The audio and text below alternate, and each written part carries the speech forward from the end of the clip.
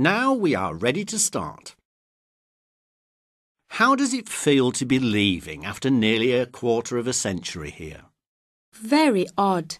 Hampton has always been not so much a job, more of a way of life.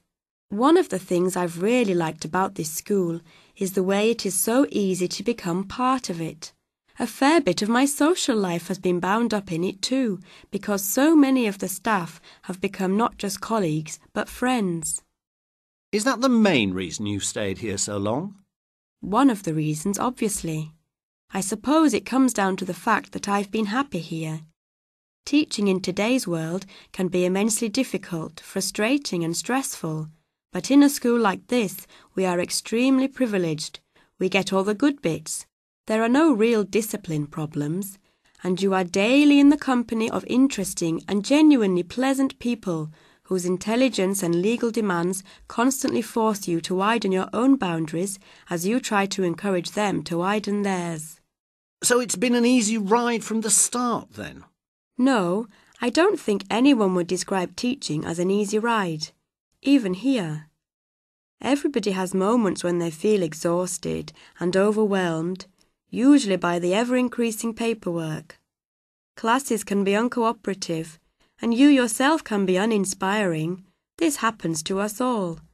But the pleasure of having a class that really seems to be enjoying learning is what makes teaching here so rewarding. Would you say that you have enjoyed teaching the younger classes more than the older ones? I like the enthusiasm of the lower school classes, but one of the greatest privileges here has been to be a sixth form tutor. The tutor groups are small, and the more relaxed and informal atmosphere gives both students and teachers the chance to see each other and to communicate as individual human beings, rather than categorized as teacher and pupil. Were there any events which stick in your mind? Yes, the fundraising. In the beginning, we had to raise for ourselves almost every penny we spent, and we ran some wonderful events. I particularly remember a very successful craft fair. There was a huge variety of goods on display, and it was extremely colourful.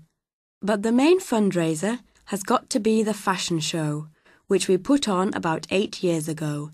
Now that was a show. Finally, have you any regrets about your time here? Not as such, but things have happened in the world of education that I think are to be regretted. In a system which is now driven by league tables, there is a severe danger of losing sight of the real aims of education in its broadest sense. I regret that at university one can no longer take a subject for the pure intellectual pleasure of increasing one's knowledge of it.